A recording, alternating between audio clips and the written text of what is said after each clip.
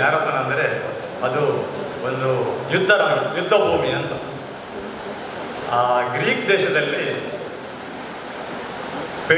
ಪೆಡಿಪಿಡಿಸ್ ಅನ್ನೋ ಒಬ್ಬ ಮೆಸೆಂಜರ್, ಅಂದರೆ ಗ್ರೀಕ್ ದೇಶದಲ್ಲಿ ಯುದ್ಧ ಆಗುವಾಗ ಅವರಿಗೊಂದು ಮೆಸೇಜ್ ಕೊಡುವ ಮೆಸೆಂಜರ್ ಇದ್ದ. ಆ ಮೆಸೆಂಜರ್ 25 ಮೈಲ್ಸ್ ಓಡಿಕೊಂಡು ಬಂದು ರಾಜನಿಗೆ ಯುದ್ಧದ ವಿಷಯವನ್ನು ತಿಳಿಸ್ತಾನೆ, ಅದು ಗೆದ್ದಿದ್ದ ಸೋತಿತ ಅಂತ. ಹಾಗೆ ಅವನು 25 ಮೈಲ್ಸ್ ಅಂದರೆ ಈಗ 12.195 ಅಂತ ಆಗ್ತದೆ, 42.195 ಫುಲ್ ಮ್ಯಾರಥಾನ್. ಆ ವ್ಯಕ್ತಿ ಪಿಡಿಪೈಡಿಸ್ ಬಂದು ಆ ರಾಜನಿಗೆ ಆ ವಿಷಯವನ್ನು ತಿಳಿಸ್ತಾನೆ, ನಮ್ಮ ಸೈನ್ಯ ಗೆದ್ದಿತ್ತು ಅಂತ. ಹಾಗೆ ಹೇಳಿ ಅವನು ನೆಲದಲ್ಲಿ ಬಿದ್ದು ತೀರಿ ಹೋಗ್ತಾನೆ. ಅವನ ಸವಿನೆನಪಿಗಾಗಿ ಗ್ರೀಕ್ ನಮ್ಮ ಒಲಿಂಪಿಕ್ಸ್ನಲ್ಲಿ ಈ ಮ್ಯಾರಥಾನ್ ಅನ್ನುವ ಒಂದು ಪಂದ್ಯವನ್ನು, ಒಂದು ಓಟವನ್ನು ಆಯೋಜಿಸುತ್ತಾರೆ.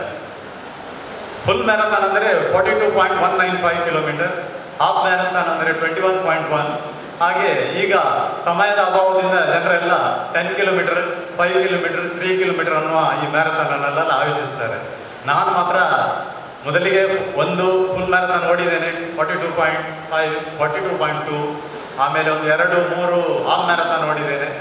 ಈಗ ಇವತ್ತು ನಾನು ಮಣಿಪಾಲದಲ್ಲಿ ಕೆನರಾ ಬ್ಯಾಂಕಿನವರು ಆಯೋಜಿಸಿದ್ದರು ಫ್ರೀಡಮ್ ರನ್ ಅಂತ. ಆ ಫ್ರೀಡಮ್ ರನ್ನಲ್ಲಿ ನನ್ನ ಏಜ್ ಕ್ಯಾಟಗರಿಯಲ್ಲಿ, ಅಂದರೆ ಎಬೋ 60 ಏಜ್ ಕ್ಯಾಟಗರಿಯಲ್ಲಿ ನಾನು ದ್ವಿತೀಯ ಸ್ಥಾನವನ್ನು ಪಡೆದಿದ್ದೇನೆ. ಆ ಪ್ರೈಸನ್ನು ತಗೊಳ್ಳಿಕ್ಕೆ ನನಗೆ ಟೈಮ್ ಇರಲಿಲ್ಲ. ನಾನು ಓಟ್ ಆದ ಕೂಡಲೇ ಮಣಿಪಾಲದಿಂದ ಓಡ್ಕೊಂಡು ಇಲ್ಲಿಗೆ ಬಂದೆ. ನನಗೆ ನಮ್ಮ ಸಂಪನ್ಮೂಲ ವ್ಯಕ್ತಿಗಳ ಕಿರುಪರಿಚಯವನ್ನು ನನಗೆ ಮಾಡಲಿಕ್ಕಿತ್ತು. ಅವರು ಒಂದು ವೇಳೆ ಬೇಗ ಟೈಮಿಗೆ ಬಂದರೆ ನಾನು ಇರಬೇಕು ಅನ್ನೋದರಿಂದ ನಾನು ಓಟ ಆದ ಕೂಡಲೇ 7:15 ಮುಗಿದಿದೆ. 6:15 ನಮ್ಮ ಓಟ ಸ್ಟಾರ್ಟ್ ಆಯಿತು, 7:15 ಮುಗಿಯಿತು. 7:15 ಕಾರ್ ಎತ್ಕೊಂಡು ನಾನು ಸೀದಾ ಇಲ್ಲಿಗೆ ಬಂದೆ. ಮನೆಗೆ ಬಂದು ಸ್ನಾನ ಮಾಡಿ ಈ ಫಂಕ್ಷನಿಗೆ ಬಂದಿದ್ದೇನೆ.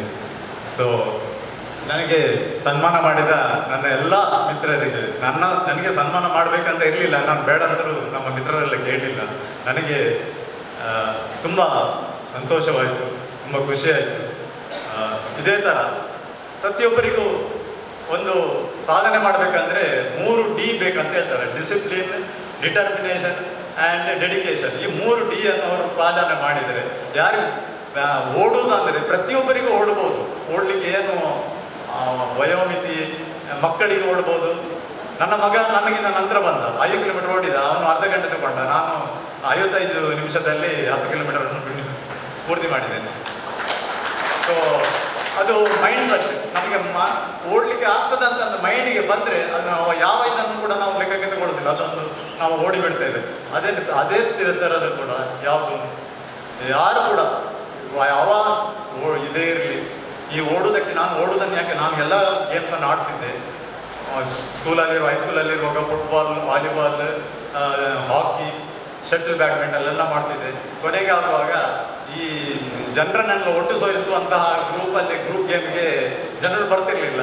ಕೊನೆಗೆ ಆಗುವಾಗ ಇಂಡಿವಿಜುವಲ್ ಆಗಿ ಯಾವುದು ಆಗ್ತದೆ, ಇಂಡಿವಿಜುವಲ್ ಓಟ. ಇದಕ್ಕೆ ಇವನ್ ಶೂ ಕೂಡ ಬೇಕಂತ ಇರಲಿಲ್ಲ, ಬ್ಯಾಕ್ ಬೂಟಲ್ಲಿ ಕೂಡ ಓಡ್ತಾರೆ ಮ್ಯಾರಥಾನನ್ನು. ಸೊ ಇದನ್ನು ನಾನು ಆಯ್ಕೆ ಮಾಡಿಕೊಂಡೆ. ನನ್ನ ಜೀವನ ಪರ್ಯಂತ ಸಾಧಾರಣ ನಾನೊಂದು 20-22 ವರ್ಷದಿಂದ ಮ್ಯಾರಥಾನ್ ಓಡ್ತಾ ಇದ್ದೇನೆ. 2004 ಸ್ಟಾರ್ಟ್ ಮಾಡಿದ್ದೇನೆ, ಈಗ 22 ವರ್ಷ ಆಯಿತು.